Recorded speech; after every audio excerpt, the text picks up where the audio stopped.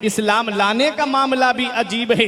آپ جب ملک شام تجارت کی غرض سے گئے تھے تو ایک گرجا گھر کے قریب میں جب آپ پہنچے، وہاں کا راہب نکل کر کے آیا اور باہر آ کر کے ابو بکر صدیق کو دیکھ کے کہتا ہے کہ اگر میں غلط نہیں ہوں تو تم قبیلہ قریش سے ہو؟ کہا ہاں میں قبیلہ قریش سے ہوں۔ کہا وہاں پر بنی تمیم قبیلے سے ہو؟ کہا ہاں میں بنی تمیم قبیلے سے ہوں۔ کہا کیا میں تمہارے پیٹ کو دیکھ سکتا ہوں؟ کہا کیوں؟ کہا کہ میں جو نشانیاں دیکھنا چاہتا ہوں وہ مجھے دکھائیے۔ پہلے فرمایا ابو بکر صدیق نے مجھے یہ بتا کہ تو ایسا کرنا کیوں چاہتا ہے؟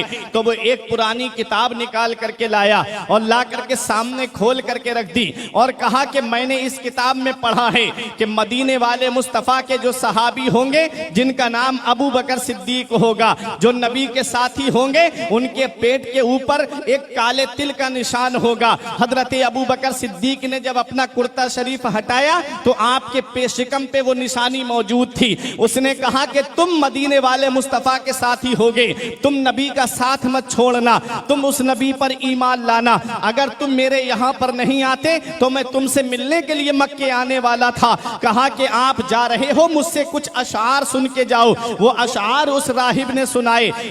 حضرت ابو بکر صدیق رضی اللہ تعالی عنہ جب پہنچتے ہیں اور جب مکے کی سرزمین پر پہنچے تو نبی کریم صلی اللہ علیہ وسلم اس وقت اپنی نبوت کا اعلان کر چکے تھے۔ جب نبی نے نبوت کا اعلان کیا، ابو جہل دوڑتا ہوا آیا، بولا ارے ابو بکر تم آ گئے، میں تمہارا انتظار کر رہا تھا۔ کہا کس لیے؟ کہا کہ تمہیں پتا ہے عبداللہ کے بیٹے نے نبوت کا دعویٰ کیا ہے اور وہ ہمارے معبودان باطلہ کو برا بھلا کہہ رہا ہے، میں تمہارا انتظار کر رہا تھا۔ حضرت ابو بکر صدیق نے کہا کہ تو جا، میں ابھی جا کر کے بات کر کے آتا ہوں۔ اس وقت میرے آقا حضرت خدیجہ الکبریٰ کے مکان پہ تشریف فرما تھے۔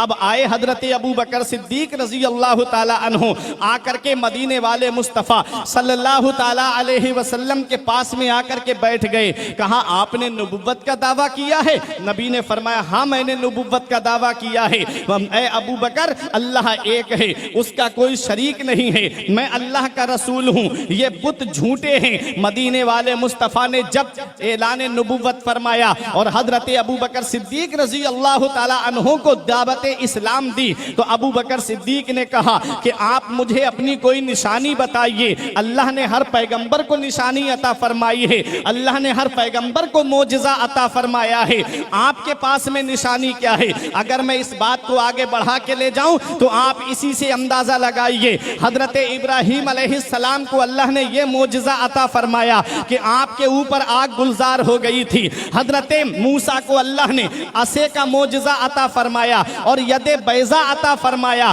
حضرت عیسیٰ علیہ السلام کا معجزہ یہ تھا کہ آپ کسی اندھے کے چہرے پر ہاتھ پھیرتے تو اس کی آنکھوں میں روشنی آ جاتی، اگر کسی مادرزاد کوڑی کے جسم پر ہاتھ پھیر دیتے تو اس کا جسم صحیح ہو جاتا۔ حضرت ابو بکر صدیق نے کہا اللہ نے ہر پیغمبر کو معجزہ دے کے بھیجا ہے، آپ کا معجزہ کیا ہے؟ مدینے والے مصطفیٰ ارشاد فرماتے ہیں اے ابو بکر سنو، وہ اور پیغمبر تھے جو معجزہ لے کر کے آئے ہیں، میں معجزہ لے کر نہیں آیا ہوں، سر سے پیر تک معجزہ بن کر کے تشریف لایا۔ میرے نبی کا بچپن معجزہ ہے، میرے نبی کی جوانی معجزہ ہے، میرے نبی کا حضرت عائشہ سے نکاح کرنا معجزہ ہے، میرے نبی کا حضرت خدیجہ سے نکاح کرنا معجزہ ہے، مدینے والے مصطفیٰ کی ہر ادا معجزہ ہے، مدینے والے مصطفیٰ سر سے پیر تک معجزہ بن کے تشریف لائے ہیں۔ میرا امام پکار کے کہتا ہے لمیات نظیر و کفی نظر مثلے تو نہ شد پیدا جانا، جگ راج کو تاج تورے سرسو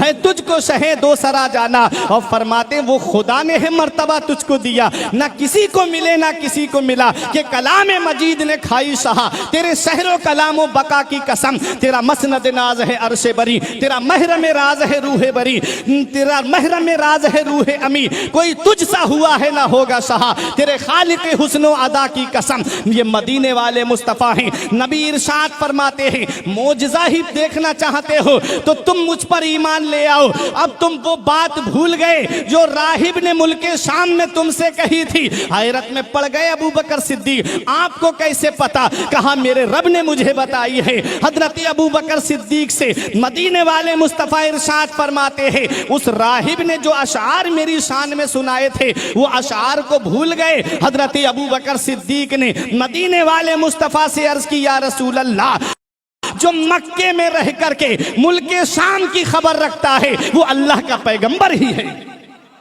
वो अल्लाह का रसूल ही है। मैं कलमा पढ़ करके मुसलमान हो रहा हूं।